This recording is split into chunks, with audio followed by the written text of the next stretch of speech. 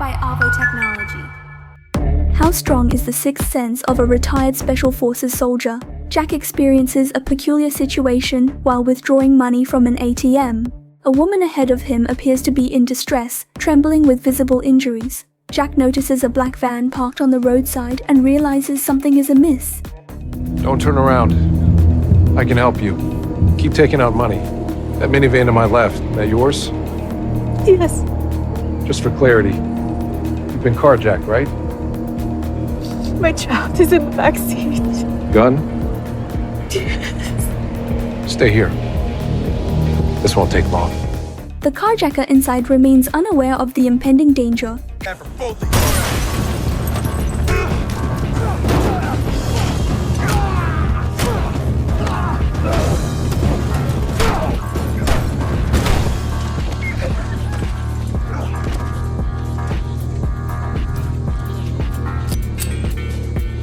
Showcasing the combat capability of a retired Special Forces soldier. Jack Reacher's second season is finally online, and today we'll delve into the interpretation of this hardcore and thrilling series. Resolving the crisis, Jack departs confidently and returns to the ATM. However, upon examining the withdrawal receipt, he is left stunned. He visits a second-hand clothing store, borrows the phone from a female clerk, and contacts his comrade, Negley. The information on the receipt is a secret distress signal Negley discreetly transmitted. Negley urgently requests Jack to come to New York. Carl was murdered, and his connection with Jack dates back several years. At that time, Jack was a military officer, and Carl served as one of his soldiers. Jack and Negley meet at a restaurant. Negley reveals that Carl went missing about a week ago, and his body was discovered in the mountains a few days later. The day before the incident, Carl had contacted Negley, expressing a desire to learn more about the case he was investigating. Negley, preoccupied at the time, didn't pay much attention, and by the time she remembered, Carl had already been killed. Feeling responsible for the tragedy, Negley shares details from the case file. Carl's stomach contained only mucus, indicating prior mistreatment. If the motive wasn't revenge, then Carl possessed critical information that the killer wanted to keep hidden. Before launching a formal investigation, Jack decides to meet Carl's widow.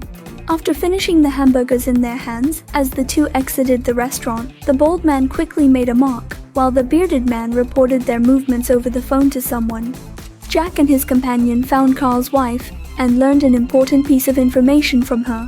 On the day Carl had an incident, she returned home to find it in disarray, as if someone was searching for something. Since Carl never brought work-related items home, they decided to go to Carl's office to look for clues. The office had already been searched, evident from the scattered rubbish. Jack speculated that the individuals at that time were angry and unsuccessful in finding what they wanted. Moreover, judging from the sawed-off table legs, the target was something small. At this moment, Negley looked outside and suddenly understood something. Carl was a shrewd person. If he wanted to hide something important, it would be in a safe and easily accessible place. Negley picked up her keys, and Jack instantly understood. Carl likely hid the item in a United States Postal Service box. Since the staff had already left for the day, the two had to wait until the next day to approach the staff. Negley provided cover, and Jack, with the keys, began testing each box. After trying several boxes, Jack finally found Carl's box. He grabbed the documents inside and signaled to Negley. The two quickly retreated to the car. Jack continuously examined the documents and soon found a hard drive. Negley took out her computer, but unfortunately, the ports were incompatible. The two had no choice but to return to the hotel. Jack asked Negley to hail a taxi, and she had already guessed Jack's intentions, not stopping him. Jack first went to a church and obtained information about the local flower merchant's active territory from the priest. Afterward, Jack directly headed there.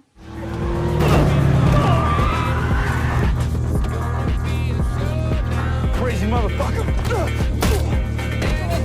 Not only did Jack snatch the flower from the hoodlums, but he also took their handgun and all the cash. The cash served as a reward for the information provided by the priest. Shortly after, Jack returned to the hotel. Unexpectedly, as Negley opened the room door, she suddenly looked tense. Jack also drew his gun. It was only after entering that they discovered the room was in disarray, clearly indicating that someone had sneaked in while they were away. After a thorough search, Jack successfully subdued the man hiding in the room. However, the man held a switchblade against Jack. It was only when Negley recognized the man as David, an old friend, that she quickly intervened and stopped both of them. David claimed he didn't create the mess in the room and had just arrived. As he was about to leave, Jack apprehended him. Later, Negley used an adapter to connect the hard drive to the computer, but they discovered that Carl had encrypted the hard drive. They had only 2 minutes to guess the password, and if they made 3 incorrect attempts, the hard drive would automatically erase. The 3 of them immediately recalled everything about Carl, trying to analyze possible passwords.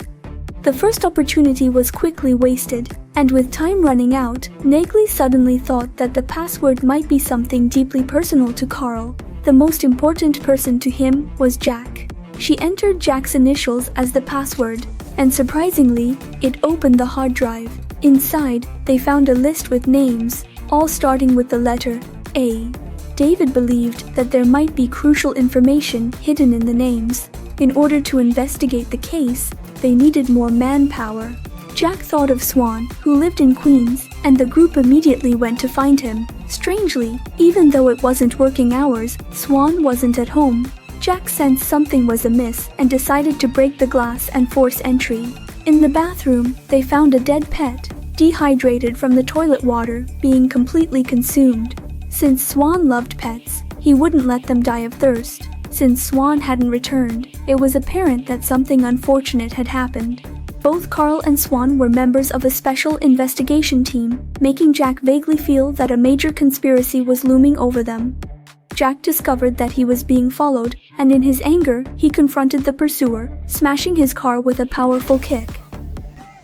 As the bald man was about to say something, Jack unleashed a combination of punches, breaking his teeth. However, Negley, approaching, pulled out the man's credentials, revealing that the bald man was a police officer. Assaulting an officer is no trivial matter, so they awkwardly drove away, quickly leaving the city. Jack explained that he had thought the officer was related to the case of his teammate Carl's murder, not realizing he was investigating the same case. Now driving a conspicuous Land Rover, they decided to go to a car rental agency, get an inconspicuous car, and leave the city. However, the police had already identified the 3, and renting a car would trigger an alert. In their dilemma, Jack thought of a solution. He had seen his former teammate Carla, who had been working undercover in New York since the disbandment of their team. Upon learning of Jack's presence, she reached out to them, determined to uncover the truth together. After renting a car, they analyzed the contents of Carl's data. Besides numerous strange names, there were also many seemingly random numbers. Julie couldn't decipher any patterns in the numbers. To understand the meaning of the numbers, they needed to find their former team member Sanchez, a math whiz. When they arrived at Sanchez's house, they were shocked to find it in the same chaotic state as Carl's. It seemed he had also met an unfortunate fate. Seeing a special investigation team photo on the floor, they began to worry about the other members. Suddenly, Jack noticed a photo where Sanchez, who disliked taking pictures, had placed a framed photo of himself and a woman, indicating an unusual relationship. They immediately set out for the lucky bar shown in the photo, hoping to find the woman in the picture. Indeed, the woman confirmed herself as Sanchez's girlfriend. Since she left a week ago, there had been no news. On the day she seemed to have received an important call, she spoke some strange words to herself and then disappeared. She mentioned that Sanchez repeated a couple of numbers, sounding surprised or worried. When asked if she remembered the numbers, she replied, Kinda. He repeated a couple numbers, kind of like he was surprised by them or worried maybe. Do you remember the numbers? Yeah. He said 650 at 100K each. Jack realized that this language was common in casinos, and the case might be related to gambling. The mysterious numbers from before could be related to casino funds. After leaving the team, Sanchez worked as a casino security guard, and he must have discovered something significant there. They found the casino manager, revealed their identities as former Special Investigation Team members and expressed suspicion about a $65 million gambling scam in the casino. The manager said checking the accounts would take some time and offered them a stay in the luxurious hotel suite for the night. The group checked into the $20,000 a night super presidential suite, but they were too preoccupied to sleep. Jack and Carla took a late-night stroll down the streets, reminiscing about their past battles together. Suddenly, they noticed two people seemingly tailing them on the deserted streets. Carla thought they might be interested in the chips she won from the casino, but Jack believed these individuals came prepared, given their New York license plates. Recognizing them from the highway, Jack suspected they were armed assassins. A scarred man emerged from the car, and the two quickly dove into a nearby construction site to evade pursuit. Unable to call the police due to being pursued by law enforcement, they decided to split up and deal with the attackers individually. The assassin facing Jack slashed his clothes with a knife, prompting Jack to grab a small shovel and counterattack. In a physical confrontation, Jack swiftly overpowered his opponent. While Carla successfully subdued one assassin, the lead scarred man unexpectedly drew a handgun. Fortunately, Jack arrived in time to engage in a fight, saving the day. The scarred man had a taste of 3 pounds of cement for his villainy. From the scarred man's possessions, Jack found car keys and a cell phone. Seeing a number frequently contacted by the scarred man, Jack dialed it without hesitation. Is it done? Not in the way you expected. You're fucking with the wrong guy, Reacher.